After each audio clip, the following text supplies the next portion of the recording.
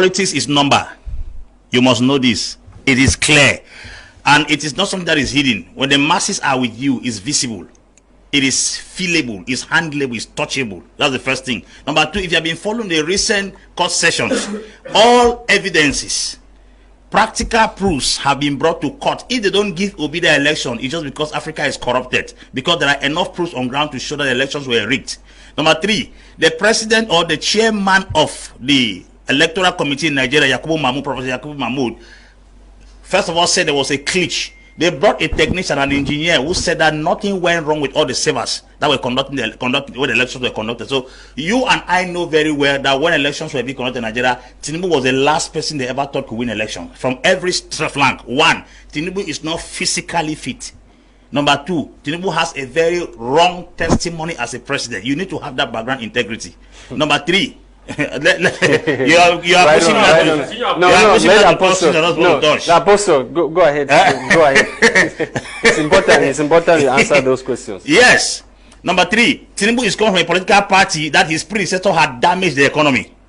As a matter of fact, APC has, they say the name of a party can influence its candidate. APC was the last political party that any Nigerian could ever dream of bringing back in the party, because Buhari had condemned the economy to a floor level. So you taking up the title of APC in Nigeria is like taking a bad name when you are not bad. Because Buhari had already sabotaged the name of APC by his poor governance and poor economic management. Nigeria has been brought to its knees. As a matter of fact, $1 right now in Nigeria is 920 naira. Why $1 here is 650? Is that a shame? It's a shame that Cameroon's currency has beaten Nigerian currency, but Nigeria is called a giant of Africa. The standard of living in Cameroon is higher by that of Nigeria right now. So you don't tell me that then Tinubu has with all his drug peddling activities that background was exposed. What do you want to say? The evidences are too visible. Politics is numbers.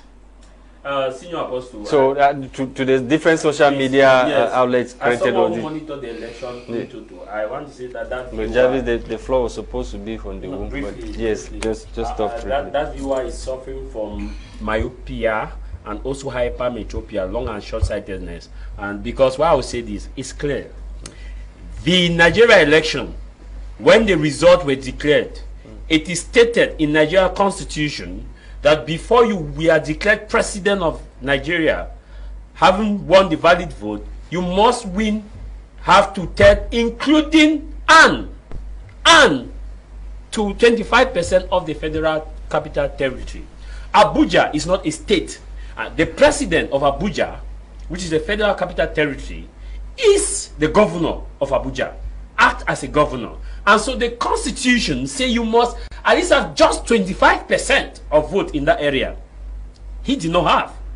Also, let us look at the numbers. When Peter Obi's campaign started, they said it is 2 people tweeting in the room. When the election started coming in, they said no, he will just win just the southeast. When he came in, they said he cannot win a state in the north. When he started winning, they said no, Peter Obi frauded. Let me give you another instance. That viewer needs to really take the time and keep away emotion, because I'm sure it is somebody who is from Ativo Asiwaju's camp or Balablu Bolaba. This is what happened. The second aspect to know that you win an election, as Senior Apostle said, your supporters are malleable, touchable. They can be seen, feel, touch. When the election result came out, how many people went to the streets to celebrate that Asiwaju Tinubu won? How many? Everywhere was. I went to Abuja. The streets were dry, like they were morning. The second aspect you need of analysis to know, when they declared the election, how many people from APC were actually streaming the result? That this come to the court session in itself. INEC did not present any contrary evidence to show that what Obi team has as certified copy is different. This is it. INEC certify a document for election result and gives Lasha. Lasha goes to court. INEC says, no, I object to what I certify and gave you as an evidence. It's a shame. Conclusively on this Nigeria issue, we cannot be robbing Peter to pay Paul. Asiwaju Tinubu submitted a certificate which is under questioning, the Chicago State University certificate. In what he submitted to INEC, it stated that Asiwaju Tinubu is a male. What Chicago University has, based on what we are told, that the Asiwaju Tinubu that went to Chicago is a female. What will How can a man become? the sex is a female? I'm coming. No, these are on in public space. This is not something I'm making up. Somebody is trying to. This is what is in court. Somebody was trying to. Second, the Tinubu that submitted the certificate in Nigeria, the certificate states that Tinubu is a Nigerian, but the one in Chicago, the Tinubu is a United States citizen. That's the second issue, which is under contest today.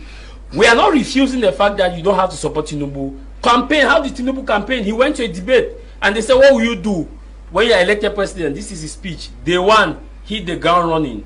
Day two, continue the ground running. Day three, hit the ground running. That was all. You cannot be in this 21st century.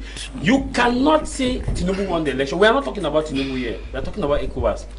And what But we are he's the saying, head of ECOWAS. and what we are saying is that ECOWAS itself was blinded by the fact that when election takes place and you don't correct those wrongs that exist, you are paving the way for coup d'etat. Jarvis, ECOWAS was not blinded. I am telling you that before you come with your question. A while ago I mentioned here that Tinubu coming to power in Nigeria was something already cooked and labeled. That is what. No, listen. ECOWAS. You cannot tell me that ECOWAS was not aware that there was an election standoff in Nigeria that is still in court, and they did not wait for the final verdict to be passed before they could take Tinubu as the head of the ECOWAS. So there is something fishy that only they themselves can better explain it. It's like, you know that this man will be arrested in the next 3 months, and you struggle to put him into the National Assembly so that he can gain some immunity, so that he will become untouchable. And where he is now, he has the backing of ECOWAS. So that man who is sending that message talking about Tinubu, just see his first major decision to go to war, which means that he was never prepared to be a president. You cannot actually declare them, and this is an opportunity for the Nigerian politicians watching this program to listen, and listen very well. If Tinubu is not very careful, he will leave the Nigerian office through a coup d'etat. You can mark the date of today, because what he started by declaring and standing by the support of the military coup, the ECOWAS stationing military in Niger, is something very dangerous. And I'm afraid, on a personal note, if time is not very favorable to him, he will leave Nigeria through a military coup. You can mark the date. What about the strong institutions in Nigeria? I quite remember the Senate voted against. Where were the institutions when Tinubu was being sworn? That's what I'm saying. The Senate voted against him. Well, asking or seeking for permission. Good question, Lasha. Yeah, which means that he can also be impeached. Why must it be through a coup? Why should you be thinking about a coup? Even if there's a coup in Nigeria, it will not be the first time.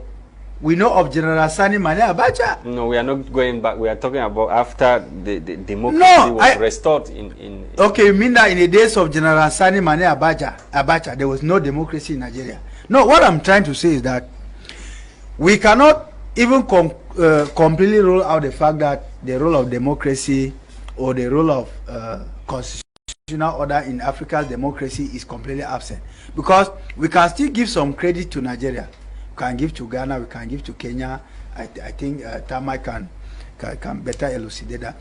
But then, when we are talking about degree, it means that something very much is still lacking. If not, we would have been talking about, because in a country where there is constitutional order, you don't find presidents sit tight forever. You don't have presidents whose sons take over them. You don't have institutions that answers directly to one man who is the president. And that is where Africa's major problem is coming from. Because we have chosen to work with strong men and not strong institutions. If the institutions in Africa were strong enough, like you are mentioning the case of Tinubu, don't be surprised that he can still maneuver his way through the Senate. If you look at the case of what is happening in Cameroon, we have institutions. Are the institutions functional? Are they even alive? We see the only on paper, on documents. Yet we don't see what the effect on the field. Just look at I struggled to go through several constitutions in Africa to know, and I started from my homeland, which is Cameroon.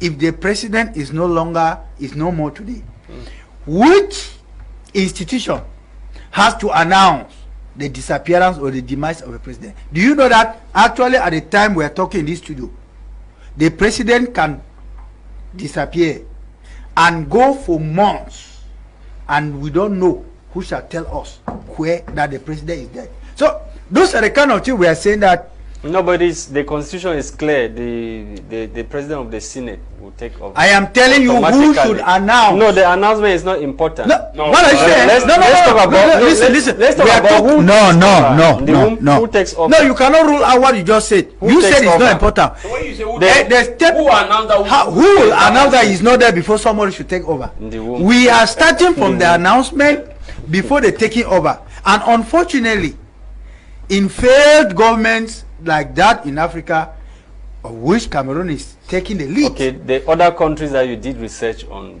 which institution, which country did you find out that have something that... I will be very sorry to tell you that in countries like in Ghana, the speaker will have to come out. But in the case of Cameroon, we are not told anywhere. If you go, we are not told anywhere. So we are still talking about constitutional order. The president is drawn before the parliament and questioned. Ministers are brought for the parliament and questioned. Our own come to defend body. My apostle, don't even go far. You are here, you are a journalist. Do you know, are you sure that before you die, you shall ever interview the president of this country? You as a journalist, he will prefer to go to France, render account, and then answer questions, respond questions to foreign journalists. That is where our problem is coming from. And that is, again, violating the rule of constitutional order. Because as a president of the country, you render account directly to the citizens. As a president of the country, the first people you need to respect are the citizens. But it becomes worrisome when the citizens are the ones who turn to respect the president. And we are sitting here talking about ECOWAS trying to restore constitutional order. When I took the microphone the first time, I made it very clear to you that they are struggling to maintain constitutional disorder, and that is exactly what Tama Jarvis came and repeated. This is an organization that we should not even be talking about.